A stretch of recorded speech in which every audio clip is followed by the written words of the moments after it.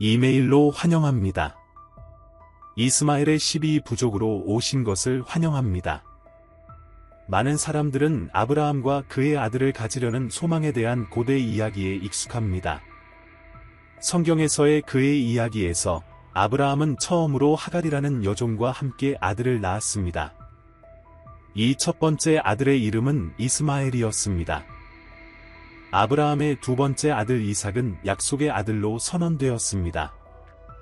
오늘날 유대인들은 아브라함의 두 번째 아들 이삭을 통해 자신들의 계보를 주장합니다. 오늘날 소수의 사람들만이 이스마엘의 후손들이 어떻게 되었는지 알고 있습니다. 그들은 단순히 중동의 아랍인들이 되었다고 종종 가정되지만 대부분의 사람들에게 우리의 지식은 거기서 멈춥니다.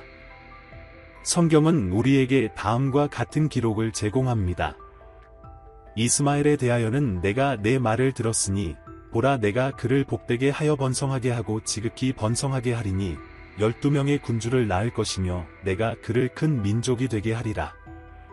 창세기 17시 20분. 이제 이스마엘, 아브라함의 아들의 세대가 이러하니라. 이집트인 하갈, 사라의 여종이 아브라함에게서 낳은 자라. 이것이 이스마엘의 아들들의 이름이니 그들의 세대에 따라 그들의 이름대로 이러하니라. 이스마엘의 장자, 느바욕과 게달, 아드벨, 밉삼, 미스마, 두마, 마사, 하달, 데마, 여둘, 나비스, 그리고 게데마.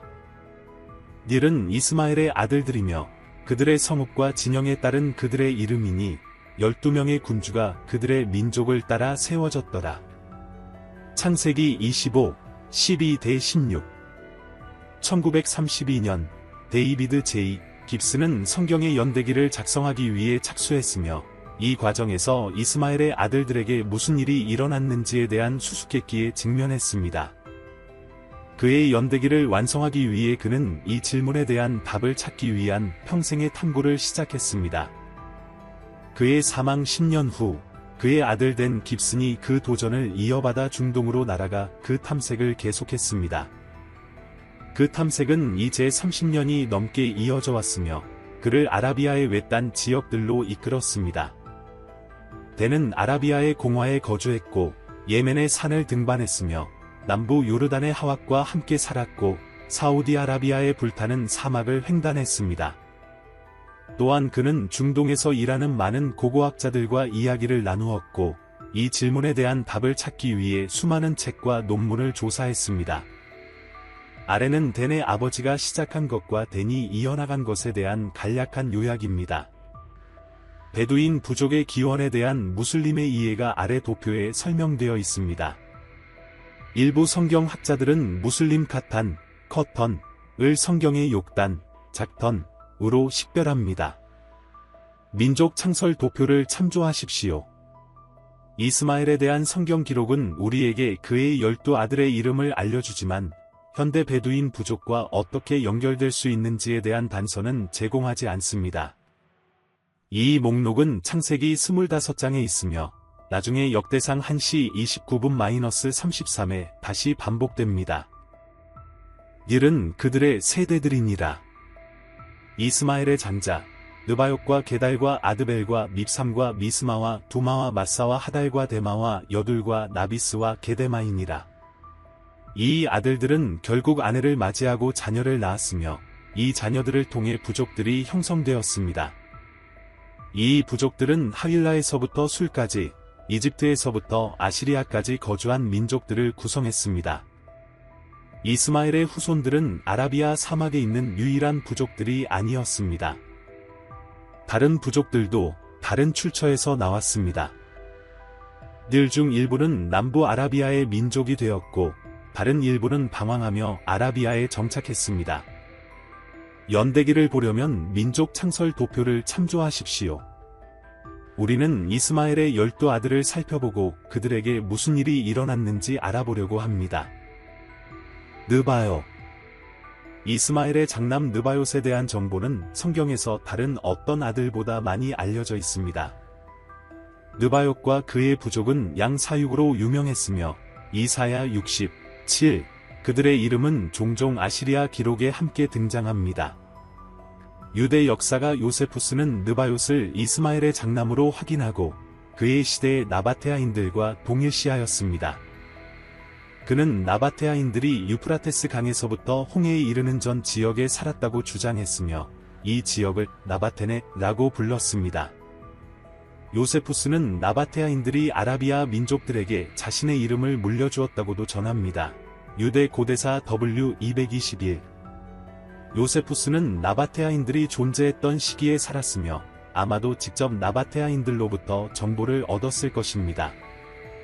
이 나바테아인들은 초기 아랍어를 구사하고 기록했으며 그리스와 로마 역사가들에 의해 아랍인으로 불리기도 했습니다. 요세푸스의 기록 이전에 기원전 668에서 663년의 기록에서 아시리아의 왕 아슈르바니팔이 아라비아의 나바테아인들과 싸웠다는 기록이 있습니다. 그리고 기원전 703년에는 칼데아인들과 인근 부족들이 아시리아의 통치자 사네헤립에 대항해 반란을 일으켰습니다. 고대 기록에 따르면 반란자들 중에는 하갈의 후손으로 추정되는 하그리인들과 이스마엘의 장남 느바요스의 후손으로 여겨지는 나바투인들, 그리고 이스마엘의 둘째 아들 게달의 후손인 케다르인들이 포함되어 있었습니다. 이 기록에 따르면 이 부족들은 아시리아로부터 아라비아 사막으로 도망쳤으며 정복되지 않았습니다. 아시리아 왕국은 결국 두 형제의 통치로 나뉘었으며 한 명은 바빌로니아의 왕, 다른 한 명은 아시리아의 왕이 되었습니다. 기원전 652년에 이 두 형제 간의 충돌이 발생했으며 바빌로니아 왕을 지원하기 위해 케다르인들이 아시리아 서부를 침략했습니다. 에사라돈의 기록에 따르면 케다르인들은 패배하고 나바테아의 지도자인 나바투에게 도피했습니다. 나중에 케다르인들과 나바테아인들은 아시리아 서부 국경을 공격했지만 다시 패배했습니다. 그들의 패배 후 나트의 아들 누루가 나바테아인들의 지도자로 선언되었습니다. 300년 후 기원전 259년의 제논 파피리에는 나바투인들이 유양과 모략을 모욕하며 이를 가자와 시리아로 운반했다는 기록이 있습니다. 그들은 자신의 상품을 북부 아라비아의 케다르인 중심지인 여둘과 테마를 통해 운반했습니다. 초기 나바테아 도자기는 페르시아만, 사우디아라비아와 바레인의 해안가에 있는 주바이다, 타즈, 아자완 등의 위치에서 발견되었습니다. 고대 기록에는 또한 나바투인들이 아라비아 반도 서부 가장자리와 시나이에 살고 있었다는 언급이 있습니다. 늘 나바투인들은 홍해에서 해적질을 하며 무역선을 약탈하던 사람들이었습니다. 나중에는 엘라스, 현대의 아카바와 같은 여러 항구 도시에서 기지를 설립했습니다. 이 도시는 현재의 페트라에서 약 120km 떨어져 있습니다. 많은 사람들이 나바테아인들을 낙타 캐러밴으로 사막을 이동하며 상품을 운반하는 사람들로 생각하지만 역사적 기록에 따르면 나바테아인들은 또한 해상 무역을 했던 사람들이었습니다. 기원전 586년 바빌로니아인들이 느부갓네살에 의해 비워진 유대 땅으로 점진적으로 북쪽으로 이동하기 시작하자 아라비아의 부족들도 북쪽으로 이동하기 시작했습니다. 그들의 항구 도시 엘라스에서 내륙으로 약간 이동하자 나바투인들은 빨리 비워지는 에돔의 땅을 차지하게 되었으며 결국 그곳은 나바테아 제국의 중심지가 되었습니다. 비록 연대가 아직 명확하지는 않지만 일부는 남아 있었습니다. 유대로 이주한 사람들은 에돔인으로 알려졌으며 이들은 예루살렘 성전 재건 당시 에스라 아래에서 유대인들을 반대했던 일부 사람들이었습니다. 나중에 느헤미야 아래에서 성벽이 재건될 때에도 반대했습니다. 시간이 지나면서 나바테아인들은 상인 무역을 기반으로 한 인상적인 문명을 건설했습니다.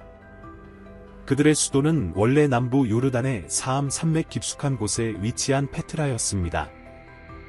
나중에 시리아 남부의 보스트라도 왕실 도시로 기능했습니다.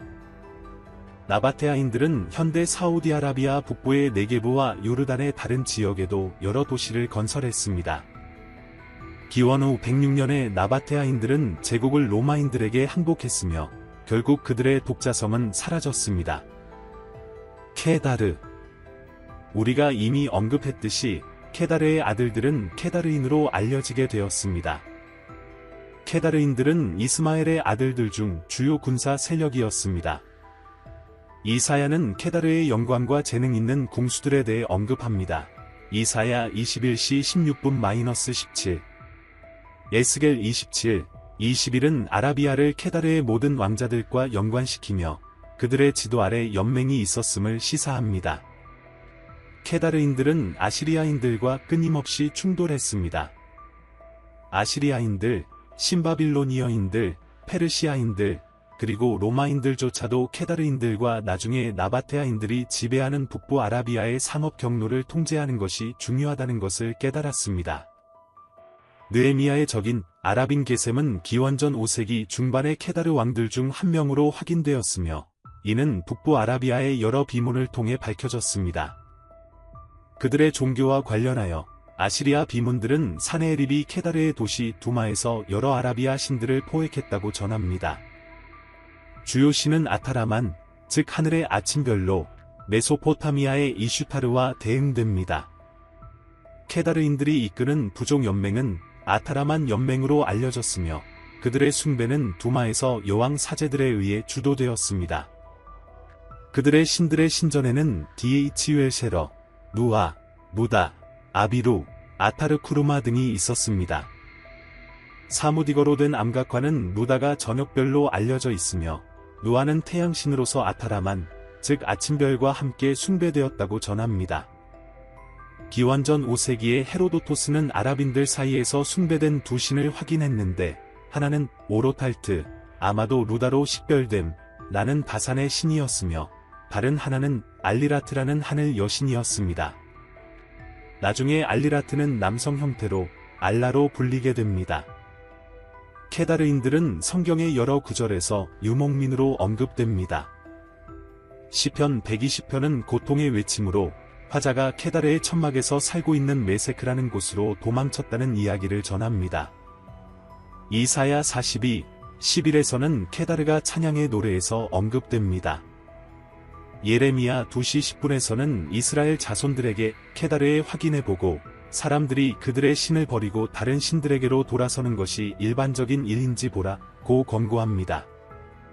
예레미야 49, 28에서는 아라비아, 하살, 그리고 케다르에 대한 예언이 제시되며 바빌로니아 왕 느부갓네살이 그들을 멸망시킬 것이라고 예언합니다.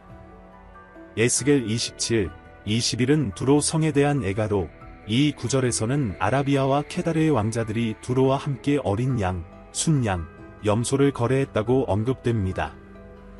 기원전 4세기 중반에 이르러 케다르인들은 역사에서 점차 사라지기 시작했고 나바테아인들이 그 자리를 차지하게 되었습니다. 아드벨 부족은 종종 아루부 땅에 사는 사람들과 동일시되며 닐은 기원전 744에서 727년에 티글라필레셀 3세의 신하가 되었습니다. 그들의 족장은 이디비일루라고 불렸으며 그는 이집트 국경에서 아시리아 왕의 대리인으로 활동했습니다. 그의 부족은 서쪽으로 멀리 떨어진 곳에 거주했다고 전해집니다. 이 언급으로 인해 일부 역사가들은 아드벨 부족이 시나이 지역에 살았을 것이라고 추측했습니다. 밉삼과 미스마 일부 역사가들은 밉삼과 미스마의 후손들이 제벨 미스마 주변 마을을 세웠을 가능성이 있다고 생각했습니다. 이 두 부족은 시므온 족속과 결혼하여 별개의 실체로서 역사에서 사라졌을 가능성이 있습니다. 역대상 4시 24분-27 두마는 성경 기록에서 가나안의 한 도시로 언급되며 여호수아 15시 52분, 이사야 21시 11분에서는 에돔과 세일과 연관되어 있습니다. 두마의 경고, 그가 세일에서 나에게 부르짖느니라. 두마는 일반적으로 아둠마투 사람들과 동일시됩니다. 에사라돈의 기록에 따르면 그의 아버지 사네헤립이 아랍을 정복하려고 아둠마투를 공격했다고 합니다. 사네헤립은 그들의 왕 하사엘을 포로로 잡았으며 그는 아랍의 왕으로 불렸습니다. 하사엘은 아슈르바니팔의 비문에서도 케다르인들의 왕으로 언급됩니다. 지리적으로 아둠마투는 중세 아랍어로 두맛 알잔달과 동일시되며 고대에는 시리아, 바빌론, 나지드, 히자즈 사이의 주요 무역로에 있는 중요한 전략적 교차점이었습니다. 두맛 알잔달은 종종 와디 시르한 하부 지역을 의미하는 사막 분지인 알자오프의 남동쪽 끝에 위치해 있습니다. 이 지역에는 물이 있어 테마에서 출발해 시리아나 바빌론으로 향하는 캐러밴들이 머무는 장소였습니다. 이 전략적 위치 덕분에 두만은 북부 아라비아로 가는 관문 역할을 했습니다. 이 지역의 오아시스는 아시리아 기록에 나오는 북부 아라비아 왕과 여왕들의 통치 중심지였습니다. 마사 티글랏필레셀 3세의 기록에는 그에게 공물을 바친 마사의 주민들이 언급됩니다. 타이마 남쪽 약 14km 지점에 위치한 자발 구나임 정상에서 고고학자 윈넷과 리드는 마사 부족을 언급한 낙서 문자를 발견했으며 이 문자는 두마와 느바엽 부족과의 연관성을 보여줍니다. 이 문자는 다누누와의 전쟁, 나야트와의 전쟁, 마사와의 전쟁을 언급합니다. 따라서 이 부족들은 당시 서로 가까이 있었던 것으로 보입니다. 마사 부족은 북부 아라비아의 마사노이 부족과 연결될 수 있으며 이는 프톨레미의 지리학에서도 언급됩니다. 5시 18분 이스라엘 자손들이 홍해를 건너 아라비아로 들어갔다고 믿는 이론을 따르는 사람들은 알루시를 이스라엘 자손들이 불평했던 장소로 식별합니다. 출애굽기 17, 7, 16, 9, 22시 33분 핫달 일부 역사가들은 이 부족이 하라리나 사람들로 알려졌을 가능성을 제기합니다. 이들은 팔미라 북서쪽의 산악 지역에 살았던 사람들입니다. 또한 아라비아에 하다드 부족이 있다는 점도 흥미롭습니다. 대부분의 하다드 부족 사람들은 현재 기독교인이며 요르단, 시리아, 레바논, 팔레스타인 등 레반트 지역에 분포해 있습니다. 현대 하라르 부족도 이 그룹과 관련이 있습니다. 테마는 일반적으로 히자즈 지역 북동쪽에 위치한 고대 타이마 오아시스와 연관됩니다. 타이마와 두마 사이에는 유명한 나푸드 사막이 있습니다. 현재의 타이마 도시는 이 거대한 나푸드 사막 남서쪽 끝에 위치해 있으며 고대의 오아시스 유적 위에 세워진 것으로 추정됩니다. 티글랏필레셀 3세는 타이마뿐만 아니라 다른 아라비아 오아시스에서도 공물을 받았습니다. 아시리아인들은 아랍의 여왕 삼시가 이끄는 연합군이 패배한 것을 기록했습니다. 이 연합군은 마사, 타이마 도시, 사바, 하파, 바다나, 하티, 그리고 서쪽에 위치한 이디비일루 부족들로 구성되었습니다. 패배한 후 이 부족들은 금, 은, 낙타, 그리고 다양한 향신료로 공물을 보내야 했습니다. 아시리아 왕 사네립은 니네베의 대도시에 사막의 문이라는 이름을 붙였으며 수모와 타이마의 선물들이 이 문을 통해 들어왔다고 기록했습니다.